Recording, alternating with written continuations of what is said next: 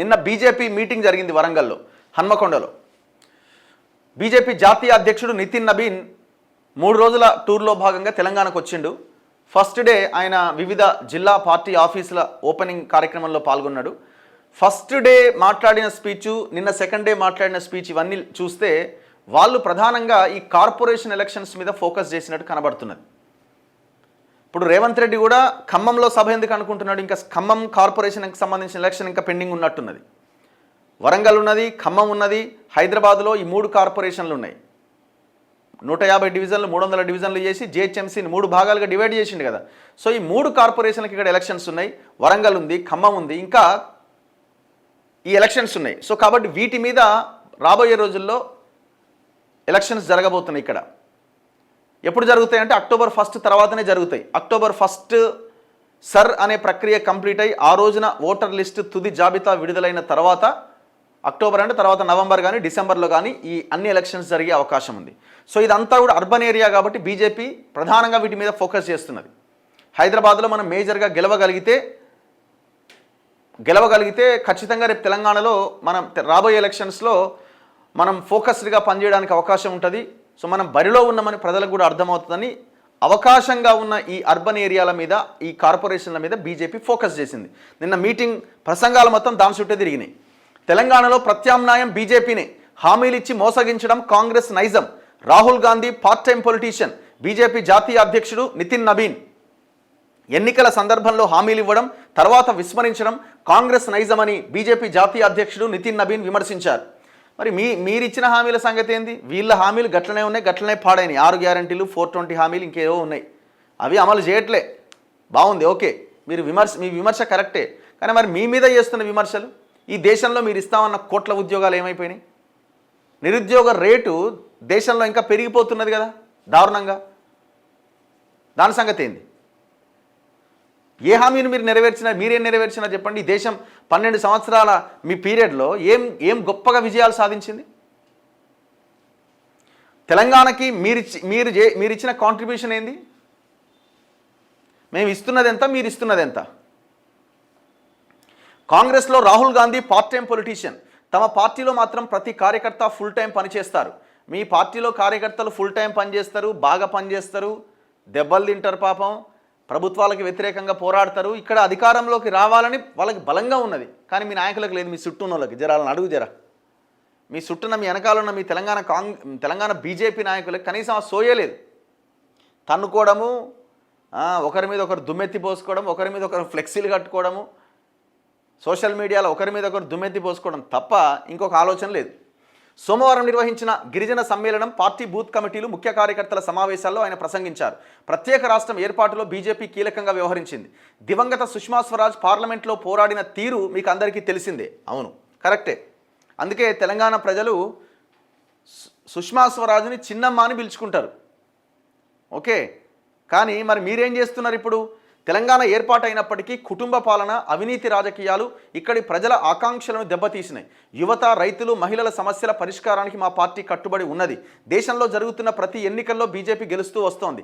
ఇదే తీరున వచ్చే ఎన్నికల్లో తెలంగాణలో డబుల్ ఇంజన్ సర్కార్ ఖాయం. ఇక్కడ ప్రత్యామ్నాయం బీజేపీని. వరంగల్ కార్పొరేషన్ ఎన్నికలను సెమీఫైనల్గా భావించి గెలుపే లక్ష్యంగా కార్యకర్తలు పనిచేయాలి. సో వాళ్ళ టార్గెట్ వరంగల్ కార్పొరేషన్, వాళ్ళ టార్గెట్ జిహెచ్ఎంసీ. అయితే తెలంగాణ కోసం సుష్మా స్వరాజ్ కొట్లాడిరు అని అంటున్నారు. వాస్తవమే, పార్లమెంట్లో చాలా గట్టిగా తెలంగాణ ప్రజల పక్షాన నిలబడి తన వాయిస్ వినిపించింది. ఇంకెంతకాలం ఈ ఆత్మహత్యలు జరుగుతాయి, ఎప్పుడు నిర్ణయం తీసుకుంటారని బీజేపీ కూడా సహకరించింది. Okay, fine. మరి దాని తర్వాత మీరు వ్యవహరిస్తున్న తీరెట్లున్నది? తల్లి బిడ్డను వేరు చేసి తల్లిని చంపిరని మాట్లాడింది ప్రధానమంత్రి మోదీ. సరే, అది అయిపోయింది, ఎలక్షన్లలో మాట్లాడి అనుకుందాం. మొన్న బెంగళూరు ఎంపీ తేజస్వి సూర్య పార్లమెంట్ సాక్షిగా మాట్లాడిండు. ఏమన్నాడు? పాకిస్తాన్తో పోల్చిండు ఆంధ్ర తెలంగాణ విభజనని. పాకిస్తాన్ ఇండియా విభజనతో పోల్చిండు కదా. మరి మీరు ఏ సోయితో ఉన్నట్టు? అదే వరంగల్లో నిలబడి మాట్లాడుతున్నారు మీరు. ఇవి మార్చుకోకపోతే ఎట్లా అధికారంలోకి వస్తా అనుకుంటున్నారు? మీ కార్యకర్తలు ఇవి మార్చుకోండి అని చెప్తున్నారు మీకు, మీ పార్టీ నాయకత్వానికి, మీ పార్టీ నాయకులకి. ఎప్పుడు విషం జిమ్మడమే కదా. మొన్న పవన్ కళ్యాణ్ వచ్చి మాట్లాడితే పవన్ కళ్యాణ్కి సపోర్ట్గా నిలబడ్డారు. ఎవడెక్కడైనా రావచ్చు, మీ అయ్య జాగీరా అంటే తప్పే ఉంది, అది ఇది అనుకుంటూ ఆయనకే సపోర్ట్ చేసుకుంటూ మాట్లాడినారు. తెలంగాణ ప్రజల్ని గాలికి వదిలేసినారు. ఎవరైనా ప్రభుత్వాల మీద మాట్లాడే ప్రశ్నించే వాళ్ళు ఉంటే వాళ్ళని అర్బన్ నక్సలైట్ అనే ముద్రేస్తున్నారు. ఇవాళ తెలంగాణలో ఎన్ఐఏ 400 మందికి పైగా తెలంగాణ బిడ్డలకు నోటీసులు ఇచ్చినది. మరి ఇవన్నీ వ్యవహారాలు ఏంది? ఇది ఏ దిశగా మీరు ముందుకెళ్తున్నారు? మీ నాయకులేమో ఈడ ప్రతిరోజు పొద్దున్న లేస్తే ధర్మం గురించి దేవుని గురించి మాట్లాడతారు. దేవుని విగ్రహాలు కూలగొడితే మీ నాయకులు పోరు. కూలగొట్టిన విగ్రహాల దగ్గర పోయి అవతలోడు కూలగొట్టినోడు పైసలు ఇస్తే పంచక తింటారు. ఇదేంది మరిగా? ఎక్కడుంది మీ మీ మీ ధర్మం? ఇక్కడ మీ నాయకులకు అసలు లేనేలేదు. అది మీరన్న హిందుత్వ ఐడియాలజీ కూడా మీ నాయకులు వంట పట్టించుకోలే. దాని పట్ల చిత్తశుద్ధితో పనిచేయట్లే. ఇక్కడ ఏదైనా ఏం చేసినా మీరు పశ్చిమ బెంగాల్లోనో లేకపోతే ఇంకో దగ్గర చేసిన రాజకీయం ఇక్కడ నడవదు. ఇక్కడ ఒక తెలంగాణ వాదం, తెలంగాణ అన్న ప్రతి పదంలో ప్రతి మాటలో తెలంగాణని మాట్లాడుకుంటూ పనిచేస్తేనే ఏమన్నా మీకు అవకాశం ఉంటుంది. ఒకసారి మీ గ్రాఫ్ చూసుకోండి. బిఫోర్ అసెంబ్లీ ఎలక్షన్స్కి ముందు చూడండి, పార్లమెంట్ ఎలక్షన్స్ అప్పుడు చూడండి, దాని తర్వాత పరిస్థితి చూడండి. ఎట్లా ఏ రకంగా మీరు దెబ్బతినుకుంటూ వస్తున్నారు.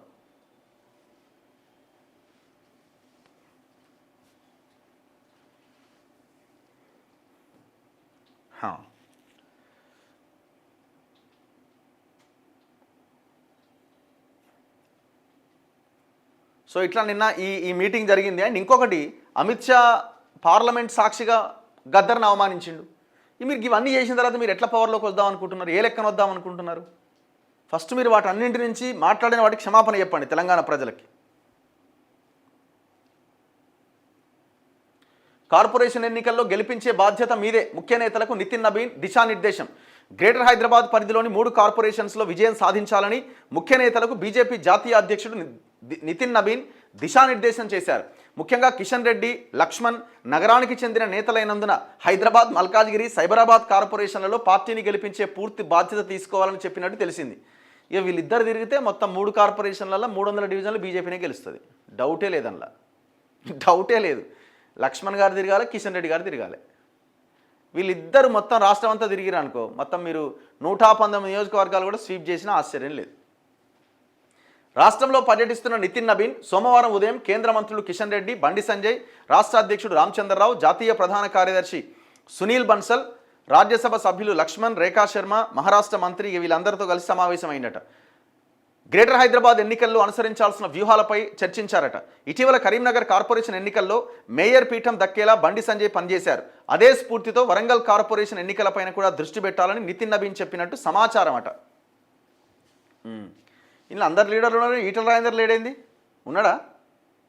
కనబడతలేడుగా. మరి ఇలా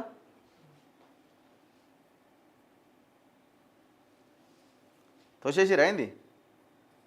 ఆయన ఎప్పటికైనా గెంటేస్తారు ఆయనకే అర్థమవుతలేదు అది. జెన్జీ సరికొత్త భారత నిర్మాణంలో భాగస్వాములట. అదే మరి ఇప్పుడు అదే జెన్జీ మిమ్మల్ని ఏం చేస్తుందో మీరు ఆలోచించండి. మీరు ఇట్లనే పరిపాలన చేసుకుంటూ పోతే ఈక్వేషన్ మారిపోతుంది.